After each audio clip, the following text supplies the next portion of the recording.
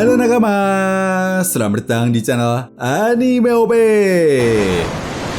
Yuk, sebelum masuk ke pembahasannya, jangan lupa like video ini ya bosku. Like dari kalian akan menambah semangat Mimin untuk terus berikan informasi terbaru mengenai One Piece pada nakama semua. Melanjutkan pembahasan admin anime OP sebelumnya, cerita kali ini akan diawali dengan memperlihatkan keadaan di berbagai tempat yang berbeda, yang tentunya berjalan semakin menarik. Yap, beberapa di antaranya adalah kelanjutan dari Robin yang melihat isi rekaman dial peninggalan raja pertama Elbaf yaitu Dozan, di mana sebelumnya kita bisa melihat Joy Boy dan juga Dozan yang telah tiba di suatu pulau, yang mana pulau tersebut adalah tempat tinggal dari Rasunaria. Namun tentunya kedatangan Joy Boy di pulau tersebut sempat membuat ketegangan antara Rasunaria dan juga Dozan. Mereka menolak kehadiran Joy Boy karena Joy Boy bersama dengan Dozan yang merupakan raksasa kuno.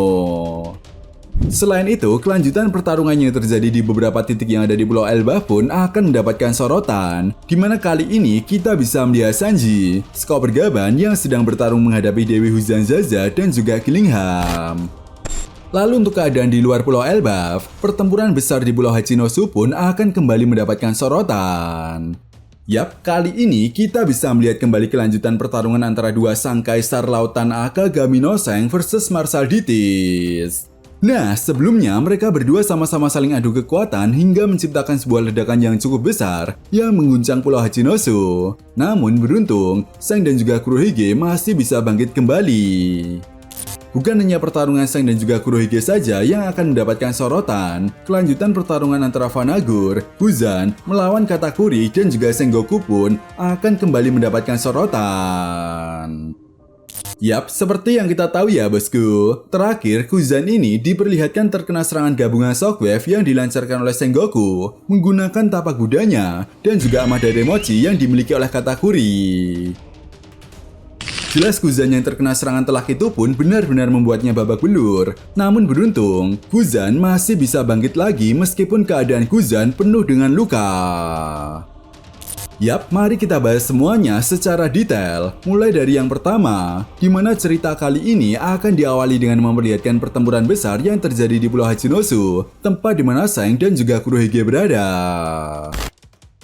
Nah, setelah adu serangan kuat yang mereka berdua lancarkan hingga membuat mereka berdua pun sama-sama saling terpental, Seng yang juga telah menyadari bahwa kepribadian Kurohige ini seperti rok di sebek yang diceritakan oleh Roger kepada Seng, membuat Seng pun mulai mewaspadai setiap serangan yang akan dilancarkan oleh Kurohige. Ya, Seng paham pertarungan di Pulau Hachinosu yang sudah berjalan cukup lama, membuat Seng juga harus menghemat staminanya. Selain itu, Seng juga paham aliansi bajak laut Kurohige yang berasal dari lautan New World dan juga lautan Greenland yang telah datang ke Pulau Hachinosu pun bisa saja mengubah jalannya pertarungan dengan sangat cepat. Itu sebabnya hal inilah yang cukup dikhawatirkan oleh Seng. Apakah sekutunya yaitu bajak laut Big Mom yang dipimpin oleh Katakuri dan organisasi Sword yang dipimpin oleh Sengoku bisa memenangkan pertempuran ini atau tidak? Ya, meskipun di sisi lain, Seng yang sebelumnya telah berhasil menumbangkan kroco-kroco aliansi bajak laut Kurohige dengan menggunakan kekuatan Hosoku Hakinya. Tetapi di sisi lain, Kurohige yang selalu bisa bangkit kembali membuat Seng pun benar-benar merasa heran kenapa Kurohige ini terlihat tidak pernah kelelahan. Padahal sebelumnya, Seng juga telah membuat Kurohige mengalami luka yang cukup parah. Selain itu, penggunaan kekuatan awak kening buah iblis Yami Yami Nomi dan juga kekuatan buah iblis Gura Gura Nomi seharusnya juga menguras banyak stamina. Sehingga jika dihitung secara logika, seharusnya stamina Kurohige saat ini mulai terkuras habis. Namun di momen ini, Akagami no Seng justru merasakan aura kuat dari Kurohige yang seolah hal ini pun menandakan bahwa Kurohige masih dalam keadaan prima, sama seperti keadaan di awal-awal mereka bertarung. Sementara itu, tak jauh dari tempat Seng dan juga Kurohige berada, kita bisa melihat kembali perkembangan pertarungan antara Katakuri, Sengoku, melawan Vanagur dan juga Aokiji Kuzan. Yap, setelah terkena serangan gabungan tapak Buddha dan juga Amadare Mochi yang dilancarkan oleh Katakuri, Kuzan pun kemudian bangkit lagi dengan luka yang cukup parah. Jelas melihat kesempatan tersebut, Katakuri langsung melesat ke arah Kuzan dan langsung melancarkan serangan terkuatnya. Di sisi lain, Vanagur yang melihat hal itu pun lalu mencoba untuk membackup Kuzan dari arah belakang dengan menembaki Katakuri. Namun sayangnya, Katakuri berhasil menghindari serangan tersebut. Hingga tepat di hadapan Kuzan, Katakuri lalu menggunakan teknik Chikaramochi untuk menghajar Kuzan. Di sisi lain, Kuzan yang mengetahui hal itu pun lalu menciptakan dinding es raksasa untuk bertahan dari serangan Katakuri. Dan benar saja, serangan Katakuri itu pun berhasil ditahan oleh Kuzan. Dan tepat di momen ini juga, Kuzan lalu mencoba untuk membekukan Katakuri menggunakan teknik es time kapsulnya. Namun, Katakuri yang menggunakan kekuatan Kenbunsoku Haki-nya untuk melihat masa depan pun berhasil menghindari serangan tersebut. Dan tepat di momen ini juga, sambil melompat ke udara, Katakuri langsung menggunakan teknik Yanagimochi. Di mana dengan tekniknya kali ini, Katakuri mampu mengubah kakinya menjadi pecut mochi yang sangat panjang dan juga fleksibel. Dan benar saja, sambil melompat ke udara, Katakuri lalu menyerang Kuzan secara membabi buta, menggunakan kakinya yang telah berubah menjadi pecut mochi. Awalnya, Kuzan pun mampu menghindari serangan-serangan yang dilancarkan oleh Katakuri tersebut. Namun, tanpa disadari oleh Kuzan, dari arah samping, Sengoku yang telah mengamati pergerakan dari Kuzan pun langsung memanfaatkan momen ini untuk menyerang Kuzan menggunakan serangan shockwave-nya. Dan benar saja, serangan shockwave tersebut berhasil mengenai telak Kuzan, hingga membuat Kuzan pun langsung terpental seketika ke dekat area pertarungan Seng dan juga Kurohige. Jelas melihat hal itu, Kurohige pun sangat terkejut. Kurohige tidak menyangka Kuzan benar-benar dibuat terpojok oleh Sengoku dan juga Katakuri. Namun di sisi lain, saat Kuzan mulai bangkit kembali, tiba-tiba Kuzan dikejutkan dengan serangannya akan dilancarkan oleh Katakuri, di mana sambil melesat dengan sangat cepat ke arah Kuzan, Katakuri pun lalu bersiap untuk menghabisi Kuzan yang terlihat sudah mulai kelelahan dan juga terluka, menggunakan teknik Amadare Mochi-nya. Sementara itu, Kuzan yang sudah tidak berdaya dan tidak memiliki kesempatan untuk menghindar pun tidak bisa berbuat banyak. Di momen ini, awalnya Kurohige berniat untuk menyelamatkan Kuzan. Namun karena posisi Kuzan ini lebih dekat dengan Seng membuat Kurohige pun ragu. Jika menyelamatkan Kuzan, maka bisa saja itu akan menjadi kesempatan bagi Seng untuk melancarkan serangan kepadanya. Bahkan bisa saja, Seng ini akan langsung menghabisi Kurohige dan juga Kuzan di saat yang bersamaan. Namun ternyata dugaan Kurohige tersebut salah besar, di mana saat serangan Amadare Mochi milik Katakuri hampir mengenai Kuzan, Seng lalu bergerak dengan sangat cepat dan menahan serangan tersebut menggunakan pedang Gripponnya yang telah dilapisi dengan menggunakan kekuatan Hosoku Haki tingkat tinggi. Nah, menariknya apabila kita perhatikan lagi, momen ini pun mirip sekali ketika Seng melindungi Koby dari pukulan magma yang dilancarkan oleh Akainu. Sambil menatap Katakuri dengan tatapan tajamnya, Seng lalu mengatakan, "Hentikan Katakuri, kau tidak boleh membunuh Kuzan." Yap, rupanya alasan kenapa Seng menghentikan serangan Katakuri, karena ternyata Seng ini telah menggunakan kekuatan Kenbunsoku Haki-nya untuk melihat masa depan dan mengetahui apa yang akan terjadi kepada Kuzan jika serangan Katakuri tersebut mengenai Kuzan. Ya, Kuzan kemungkinan besar akan mati jika terkena serangan Amadare Mochi milik Katakuri dengan keadaan Kuzan saat ini. Itu sebabnya Seng lalu menghentikan serangan Katakuri tersebut karena tujuan Seng untuk membentuk aliansi dengan Katakuri dan juga Sengoku bukanlah untuk menghabisi Kuzan, melainkan untuk menghabisi Kurohige. Jelas Katakuri yang melihat tindakan dari Seng pun cukup kecewa karena Kuzan ini adalah orang yang telah melakukan penculikan kepada Puding dan Kuzan juga adalah pelaku utama yang telah mengajar adik-adiknya saat di Whole Cake Island. Seng yang mendengar hal itu pun kemudian mencoba untuk menenangkan Katakuri dengan mengatakan jika dia menghabisi Kuzan, maka Katakuri tidak akan bisa menyelamatkan Puding yang telah membeku. Ya, menurut Seng, hanya Kuzan saja yang bisa membuat Puding dan juga Monkey D. Gap lepas dari es yang telah membekukan mereka berdua. Seng juga paham teknik yang digunakan oleh Kuzan untuk membekukan Puding dan juga Monkey D. Gap bukanlah teknik biasa.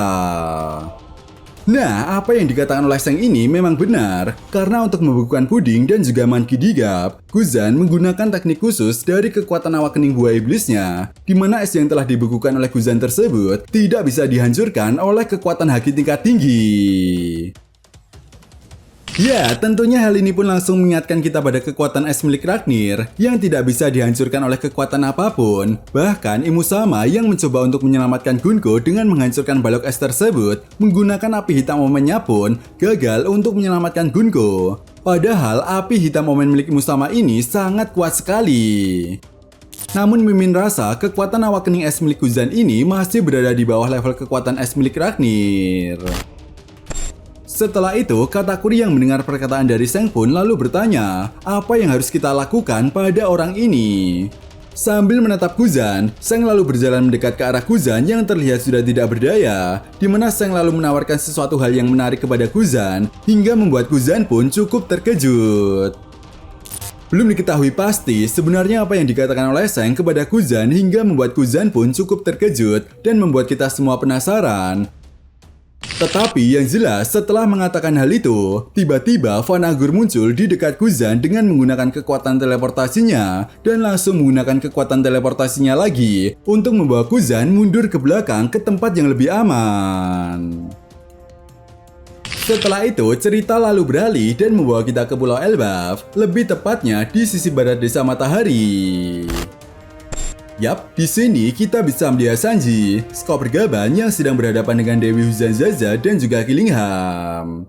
Nah, di momen ini, akhirnya kita bisa melihat stamina Sanji yang akhirnya mulai pulih kembali. Setelah sebelumnya, Sanji kehabisan stamina akibat menggunakan teknik Infinity Genetic Zermanya. Beruntung, berkat bantuan dari Scope Gaban, Killingham pun berhasil ditahan oleh Scope Gaban sehingga Killingham gagal untuk menghabisi Sanji.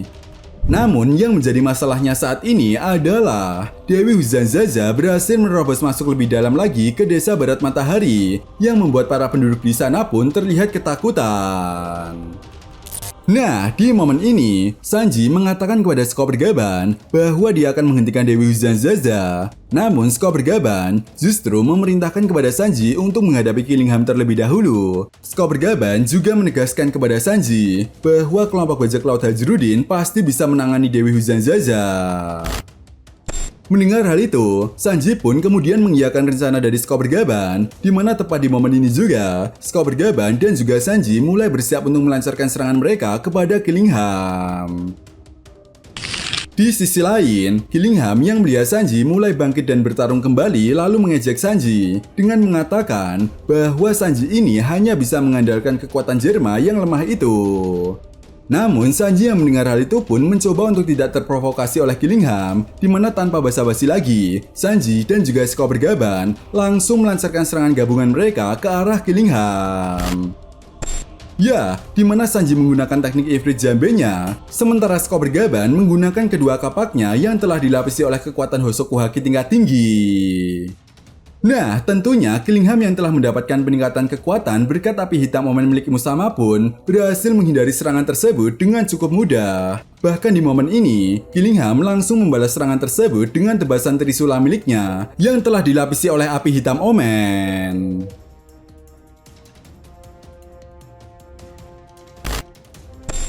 Melihat hal itu, Sanji dan juga Scope Gaban pun kemudian menghindari serangan api hitam omen tersebut. Namun, betapa terkejutnya Scope Gaban dan juga Sanji saat di momen ini, Killingham langsung menciptakan monster mie buruk naga kuno. Yap, monster mie buruk naga kuno yang diciptakan oleh Killingham ini mirip sekali seperti naga Ninhok milik Pangeran Loki. Hanya saja, monster mie buruk naga kuno ini memiliki kekuatan elemen api. Berbeda dengan naga Ninhok milik Pangeran Loki yang memiliki kekuatan elemen petir, monster mie buruk naga kuno yang diciptakan oleh Killingham ini memiliki kekuatan elemen api. Bahkan tepat di momen ini juga, monster mie buruk naga kuno tersebut langsung menyerang Sanji dan juga Scope Gaban. Belum diketahui pasti bagaimana kelanjutan pertarungan mereka, tetapi yang jelas dengan kemunculan monster mie buruk naga kuno ini, tentu saja hal ini akan semakin merepotkan bagi Sanji dan juga Scope Gaban untuk bisa segera mengalahkan Killingham. Setelah itu, cerita lalu beralih dan membawa kita ke perpustakaan burung hantu tempat di mana Robin, Jaguar, Rizal, dan juga Biblo berada. Nah, di sini mereka bertiga masih melihat rekaman dial kisah petualangan Joy Boy dan juga Dozan di era dunia kedua. Yap, saat ini Joy Boy sedang mengunjungi suatu pulau bersama dengan Dozan yang merupakan tempat tinggal dari Rasunaria. Nah, menariknya di sini, pemimpin Rasunaria yang mengetahui kedatangan Joy Boy dan juga Dozan yang merupakan ras-ras kuno pun langsung menolak mereka dan mengatakan bahwa selain Rasunaria yang datang ke tempat ini adalah musuh mereka. Sehingga tepat di momen ini juga, para Rasunaria pun langsung bersiap untuk menyerang Joy Boy dan juga Dozan, hingga bentrokan besar pun tidak bisa dihindari lagi, di mana pemimpin Rasunaria dan juga beberapa komandan Rasunaria pun mulai menyerang Joy Boy dan juga Dozan. Ya, meskipun Joy Boy hanya ditemani oleh Dozan, namun mereka berdua tidak gentar sedikit pun. Dalam situasi apapun, Joy Boy selalu yakin bahwa tekad kuatnya untuk menyatukan seluruh ras yang ada di dunia One Piece akan membuatnya menang dalam hal apapun. Yap, dengan kekuatan ikannya dan juga Dozan yang berubah menggunakan wujud naga Ninoknya, mereka berdua pun bertarung dengan sangat epik untuk menghadapi Rasunaria yang dikenal sangat tangguh. Bahkan di momen ini juga, pemimpin Rasunaria itu langsung menyerang Joy Boy dengan menggunakan tebasan terkuat yang mereka miliki. Joy Boy yang mengetahui hal itu pun lalu mengeluarkan pedang dan juga perisai indikannya untuk menangkis tebasan tersebut. Ya, Joy Boy menangkis tebasan tersebut menggunakan perisai yang telah dilapisi oleh energi matahari dan juga haki yang sangat kuat. Lalu setelah berhasil menangkis serangan itu, Joy Boy pun langsung membalasnya dengan membuat perisai itu menghasilkan rentetan tembakan energi matahari yang mengenai telak pemimpin Rasunaria itu. Belum diketahui pasti bagaimana kelanjutan pertarungan yang terjadi antara Joy Boy, Dozan melawan Rasunaria. Tetapi yang jelas pertarungan ini akan membuat kita semua mengetahui berbagai jurus yang dimiliki oleh Joy Boy pada masa lalu dan sudah sejauh manakah kekuatan Nika yang dimiliki oleh Joy Boy.